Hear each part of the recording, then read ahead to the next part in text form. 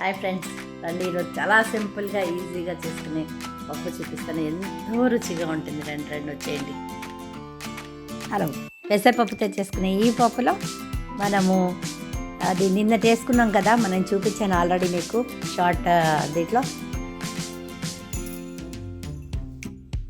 ఆవిడెల్లం ముక్కలు కూడా నంచుకొని తింటే సూపర్గా ఉంటుంది. చల్లమిరపకాయలు సరే ఆవిడల్లం ముక్కల్లాగానే ఆ చిన్న ముక్కలు తరిగి క్యారెట్ లేదా ముల్లంగి వాటితో కూడా చేసుకోవచ్చు. సూపర్గా ఉంటుంది. అది నంచుకొని తింటే ఈ పప్పు.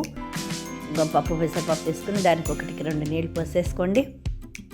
ఉప్పు, పచ్చిమిరపకాయలు మనం తినే కారానికి తగ్గట్టుగా, ఎందుకంటే దీనిలో కారం విడిగా వేయం కాబట్టి పచ్చిమిరపకాయలు వేసుకోండి. దానికి తగ్గట్టుగా నేను వేసిన ఒక మామిడికాయ సరిపోయింది. దానికి సరిగ్గా పులుపుని బట్టి మీరు వేసుకోండి, లేదా విడిగా ఉడికించి కలుపుకోండి సరిపోయినంత. ఎక్కువ అయిపోతే కూడా బాగుంటుంది. కరెక్ట్గా ఉండాలి మామిడికాయ పులుపు. దాంట్లోకి పోపు వేసుకుందాం. అది ఉడుకుతూ ఉంటుంది. ఉడికిపోయింది. కుక్కర్ ఆపేసాను. ఆవాలు, జీలకర్ర, మెంతులు, కొద్దిగా మిరపకాయలు వేసి చిన్న మంట మీద వేగాలండి.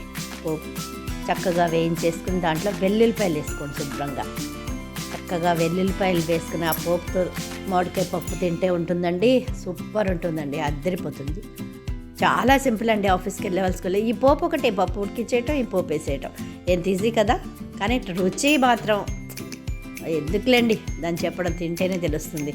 అది ఒక కరివేపాకు వేసేసుకోండి. దాంట్లోకి చక్కగా కమ్మగా వేయించేసుకుని ఈ పోపుని పప్పులో కలిపేసుకుందాం. ఇదిగోండి, పప్పులో కలిపేసాను. యాక్చువల్లీ దీన్ని అంటే నీరుగా అంటే కొంచెం గట్టిగా కావాలనుకున్న వాళ్ళు మళ్ళీ స్టవ్ మీద పెట్టుకోండి, తిప్పుకోండి. నాకు గరిటె చారుగా చారు, అందుకని ఇలాగ వచ్చేసాను. అదిగోండి, రెడీ వంకాయ కూర, చల్లమిరపకాయ. నేను చెప్పాను కదా, మామిడల్లం ముక్కల పక్కన వేసుకుని దాంట్లో కొత్తిమీర ఎక్కువ వేసాను, పచ్చిమిరపకాయలు ఎక్కువ వేసాను, నిమ్మకాయ. సూపర్గా ఉంది అది. ఇగో పప్పు కలిపేసుకున్నాను, నెయ్యి వేసి దాంట్లో అద్దుకుని